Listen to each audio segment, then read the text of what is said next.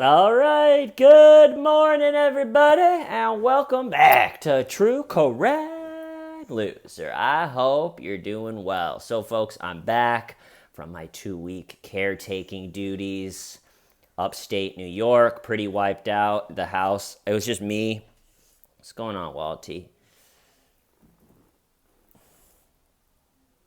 What's going on? What are you doing?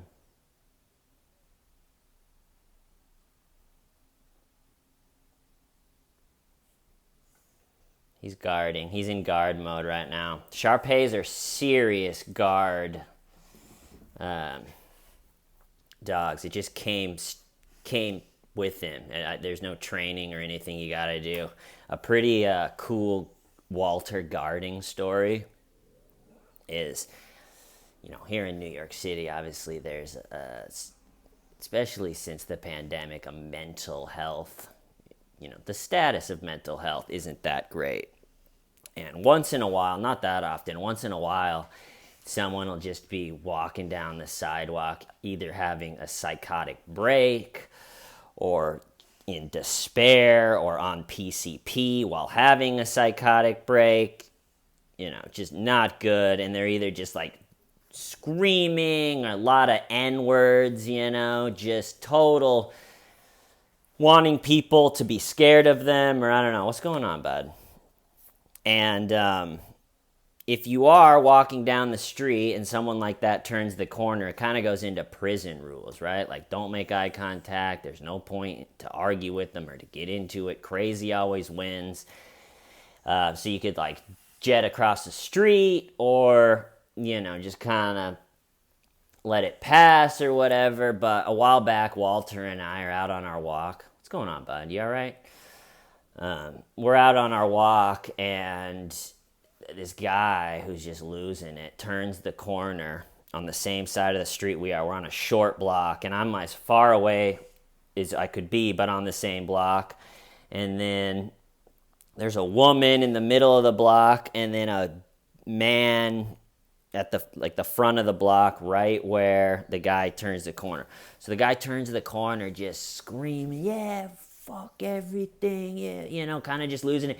And there's a trash basket pretty much on every corner, and he picks up the big trash basket, it's as big as a trash can, picks it up over his head and throws it into the street, and now the trash is in the street, and the trash can is in the street, and glass breaks, and it rolls out, and so everybody's just like, "Cool, thanks, man." And the person that was in the car that has to stop now because there's just trash in the street. You see him get out of his car and like, great, and like move it out so he can go.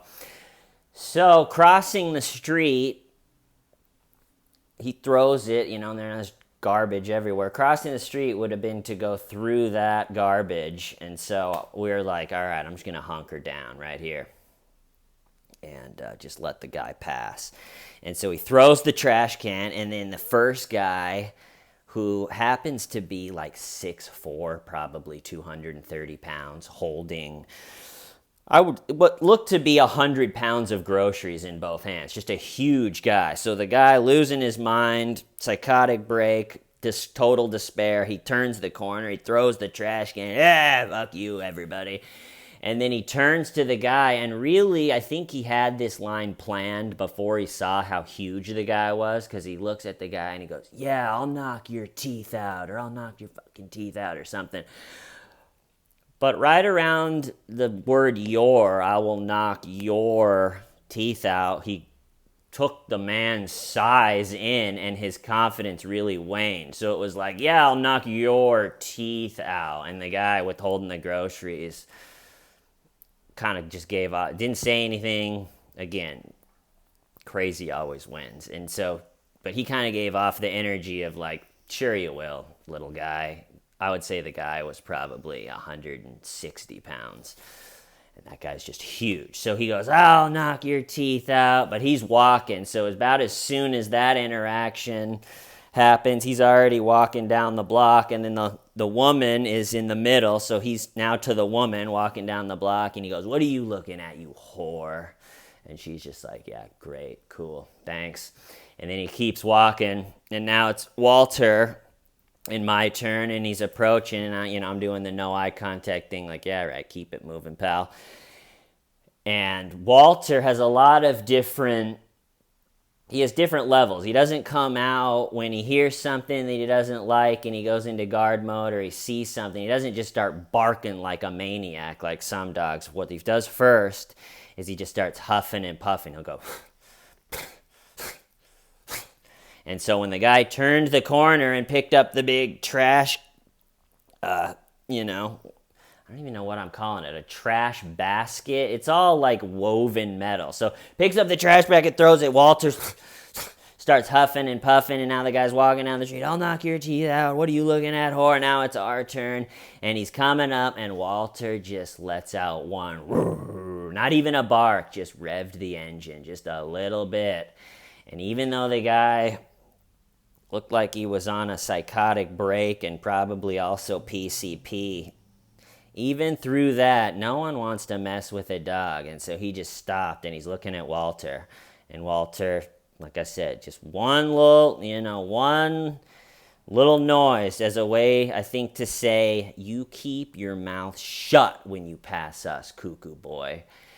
And the guy's looking at Walter, and instead of passing us on the sidewalk like he passed everyone else, he chose to go out into the street to avoid us, around the parked cars, and then back on the side. And I was giving off the vibe the whole time, like, I might drop this leash. I'm an idiot. How do you do it? I don't know. And so he walks out to avoid us in the street and then comes back onto the sidewalk after he's given us enough room, and he wasn't yelling at anybody, and he wasn't screaming anymore. He didn't throw the trash can on that corner. And I know he was still thinking of Walter, because even though he got further down, I was just letting Walter follow him the whole time. And when he was maybe even a block away, he turned around and looked right back at Walter, and Walter's still, giving him the, what are you? And he looks back, and Walter's still looking at him, and he popped, and he just kept walking. And I didn't hear him start screaming or dropping N-bombs or anything. So I think Walter straightened him out a little bit. So that's the kind of guy that Walter is. He just is all about safety. He wants people to be safe and quiet and just well-behaved. So, such a good dog. What the hell was I going to talk about today? I'm completely wiped out. I did the caretaking duty for 2 weeks upstate, and even though there was 4 bedrooms with open beds, I was the only one in the big house. There's 4 bedrooms, all with open beds I could have slept on. Instead, I slept on a pool chair cushion on the floor in the living room with the dogs. It just made it an indoor camping trip, but I don't think I slept as good as maybe I thought I did. So we got back Tuesday night. Pretty much both of us slept all day yesterday. And now I really want to do a video, but I don't have a great idea for a real video. So I just wanted to do a hangout type video, some big news. Actually, before I do the big news, something very important that I want to talk about is the Diana Lovejoy video. A fan of the show left 2 comments. I did see them both. They were over a couple videos. Diana Lovejoy, actually, at her sentencing, has one of the most insane lie cries, or just loud. They go, Diana, she's the one that hired the worst hitman of all time to kill her husband, the poop towel incident. It went horrible, and then when she was going down for it, she turned the whole thing into he abused me and he abused the kid. And they did a huge investigation, and anybody that looked into it was like, man, this guy is awesome. She's the nut job. It seems like from everything we're finding, he's a great father, like a really good father. He inspired me to be a better father type of thing.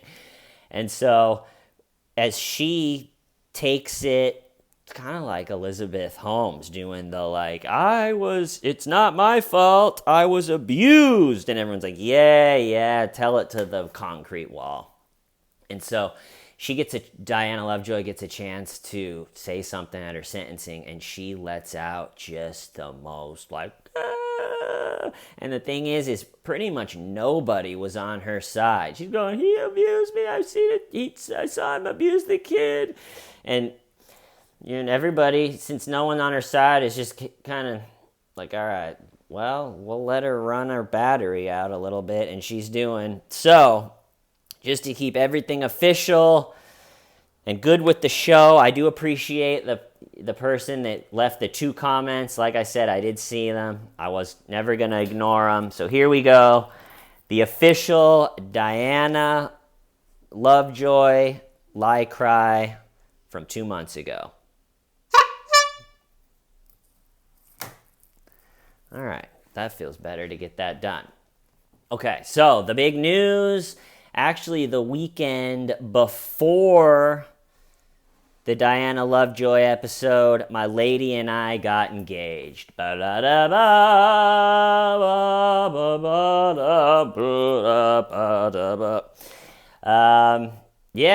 We're pretty excited. We've been together for 5 years. We've been living together for 4 years, so there's nothing really stressful about like, oh God, is this gonna work? Are we gonna move in with each other and just it all go to shit? But we're very excited. We're not gonna really do all that much because both of us have this feeling of like we have to own something outright, a property or a house. By the time we get old, we have to own something. There's this like anxiety. We got to figure something out. And to blow a bunch of money on like a big wedding, even we go to weddings, they're fun and everything. It's just not our thing. We got other things that we really want to buy before a one night wedding thing. So what we're going to do is that weekend when we got engaged, we were just kind of talking about it, not in a stressful way, and just we're like, yeah, let's do it. We're having a good weekend. And then we started looking at rings online. Obviously, my lady's had hers picked out since she was like a kid or something.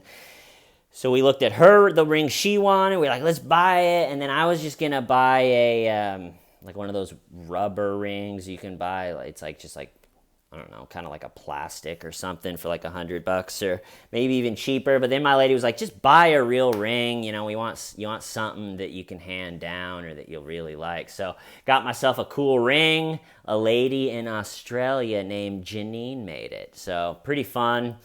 We're going to have friends here in New York City meet us at a brewery in like a week or two and do that, just like a little get together in the afternoon, and then go over the holidays. Gonna have a big dinner in Grand Junction, Colorado with some close friends, celebrate it with the Colorado people. And then my lady's parents, they live in Turkey. They both worked for the city of New York for their whole career and got solid pensions. And then when they retired, they moved to Turkey because the dollar goes really far in Turkey. So they're living in Turkey trying to save some money and just balling out there. And so the plan, I think, is next summer, my dad is going to be retired, and then my family is going to go and meet her family in Turkey, and we're going to have another celebration next summer in Turkey. What's going on, bud?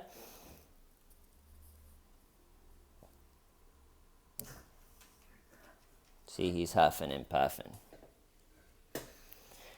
So, pretty exciting. I was going to tell you guys right when it happened, and then I had a couple ideas for episodes that I wanted to get done, so I was like, I'll get those episodes out of the way, and then tell the big news, and then got those episodes out of the way, and then hurt my back and was out for a month, and then when I came back, I was like, I don't want to do a big personal story episode. I want to get back to work. But now it's getting weird, and I wanted to tell you guys. So pretty exciting. I think we're going to try to have a kid, the whole 9 yards. I got to figure out I really got to figure out my shit now. I'm like beyond terrible at the business side of this whole thing. It's totally my fault. You would think that I was trying to do everything to make the least amount of money on my channel and everything as possible, but this is my financial strategy so far. I do not have ads on, as most of you know. I don't have ads on my videos. The way I've always looked at it is I try to have, one, maybe 2 or 3 funny parts. If there's a 20-minute episode, maybe I have, a couple things that I'm hoping are funny, and to have YouTube put a loud ad right before it or to mess up the timing, I've always been like, I don't want to do that. Also, I do longer episodes, so they probably put like 15 ads on the videos, and so I've always like, I'm going to figure out how to do it without the ads, right? That was but now 2 years have gone by and I got 10 million views, and I'm like, crap, probably should have just, like everybody else, put ads on, and then I wouldn't. So I don't have ads on my episodes. I have a Patreon, which, thank God I have the Patreons. They pretty much save me every month. But I don't post anything extra on my Patreon, which everybody that hears that is like, what? And I'm like, it's such a fight to get good, interesting episodes up on the YouTube that I'm like, to do a whole nother show or something on the Patreon just seems like a lot. But now I'm like, I gotta probably do something on that. So I don't do ads on the YouTube. I don't post anything extra on my Patreon. I'm just like, what did I expect? So now I think I'm gonna do something new. I gotta do something. What, bud? What are you doing? What are you doing?